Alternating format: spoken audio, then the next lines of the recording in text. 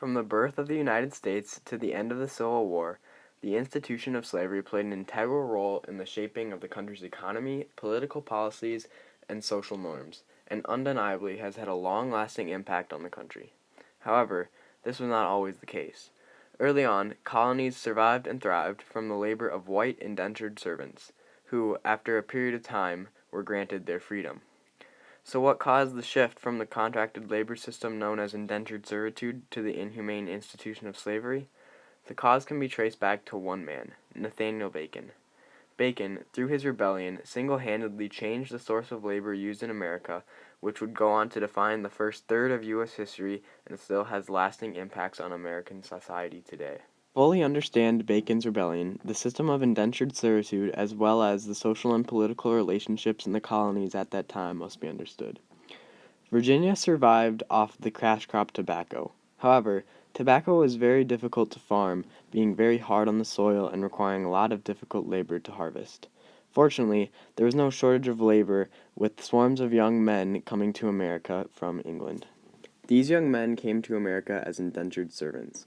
Indentured servitude was a sort of contracted labor made very easy through the headright system. The headright system consisted of a farmer paying for the passage of one indentured servant to America in exchange for 50 acres of land and a period of contracted labor, which, if fulfilled, the indentured servant would receive their own piece of land to farm and live on. Early on, indentured servitude was a very good deal for tobacco plantation owners.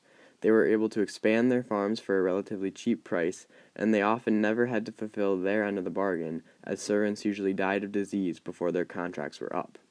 As more and more indentured servants came to America, the population of Virginia consisted of many poor white indentured servants and a small group of elite upper class, such as plantation owners and those in the House of Burgesses. This sharp class difference created by indentured servitude was a source of conflict in Bacon's rebellion. Tobacco being so hard on the soil, combined with more indentured servants living through their contracts and requiring farms to live on, created a constant need for land that just wasn't there. Farmers attempted to solve this land shortage by moving west towards the Appalachian Mountains, creating more and more conflict with Native Americans. At the same time, indentured servitude also began to become less of a good deal for plantation owners as more servants lived through their contracts and required land to live on. Not wanting to provide land for servants, plantation owners in the House of Burgesses, along with Governor William Barkley, saw no reason to provoke Native Americans into yet another bloody conflict over land. This refusal to fight angered many white indentured servants, especially one, Nathaniel Bacon.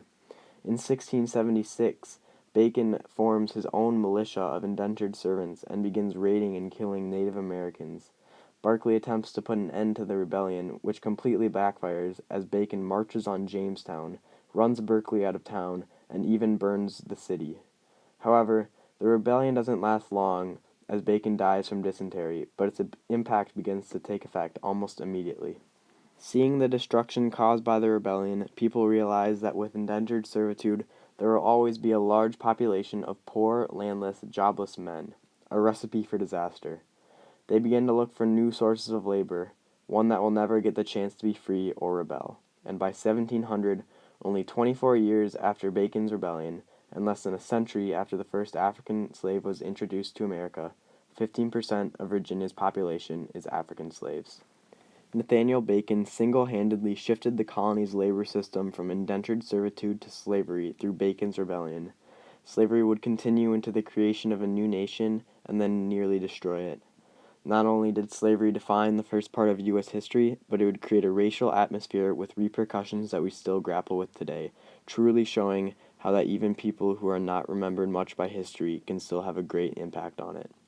This is why Nathaniel Bacon should be on the APUSH Wall of Fame.